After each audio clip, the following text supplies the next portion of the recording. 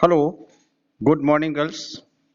And today we discuss about the monopolistic competition. It is a form of imperfect competition. Monopolistic competition refers to a market situation where there are many firms selling a differential products.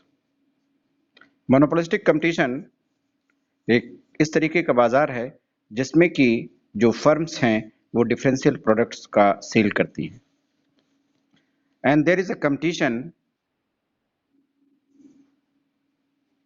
which is keen, though not perfect, among many firms making very similar products. No firm can have any perceptible influence on the price output policies of the other sellers, nor can it be influenced much by their actions. यानी monopolistic competition में जो भी सभी फर्में जो होती हैं वो एक दूसरे के प्राइस आउटपुट पॉलिसी को इफेक्ट्स नहीं करती हैं,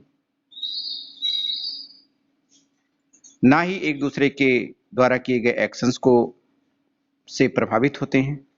Thus, monopolistic competition refers to a competition among large number of sellers producing close but not perfect substitutes for each other. Product differentiation is generally promoted through trademark or brand name.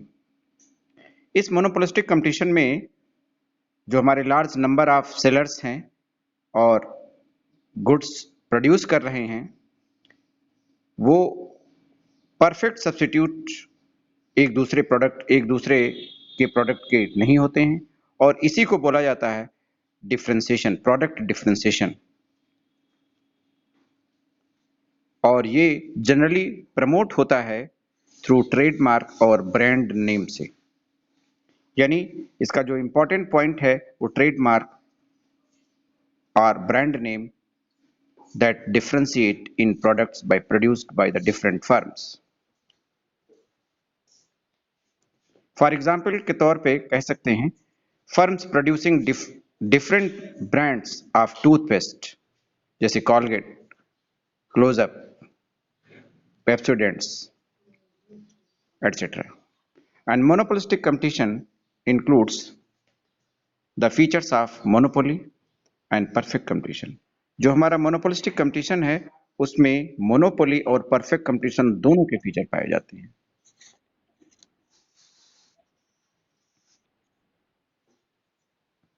Trademark और brand name gives some monopoly power to the firms. जो हमारा trademark और brand name होता है वो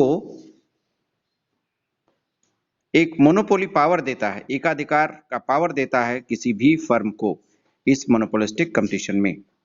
and different firms often charge a different price for their products.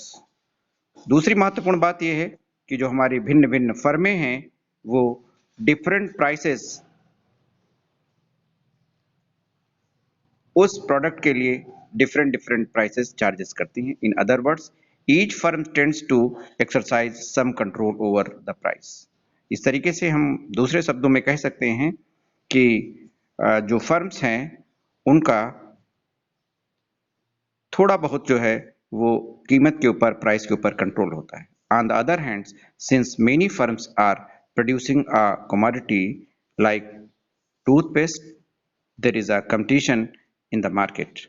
No firm is able to exercise full control over the price of the product. दूसरी महत्वपूर्ण बात है कि फर्म का प्राइस कंट्रोल के ऊपर पूर्ण अधिकार नहीं होता है, यानी पूर्ण नियंत्रण नहीं होता है प्राइस डिटर्मिनेशन का.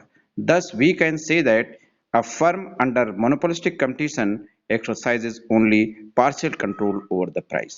इस तरीके से हम कह सकते हैं कि मोनोपोलिस्टिक कंपटीशन में फर्म जो है उसका प्राइस के ऊपर नियंत्रण का आंशिक रूप से प्राइस के ऊपर आंशिक रूप से नियंत्रण होता है.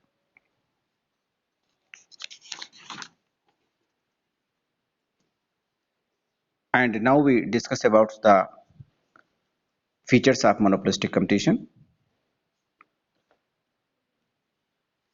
Number one is the large number of sellers. Number two, product differentiation. Number three, freedom of entry and exit. And fourth is the nature of demand curve. And fifth is the selling cost.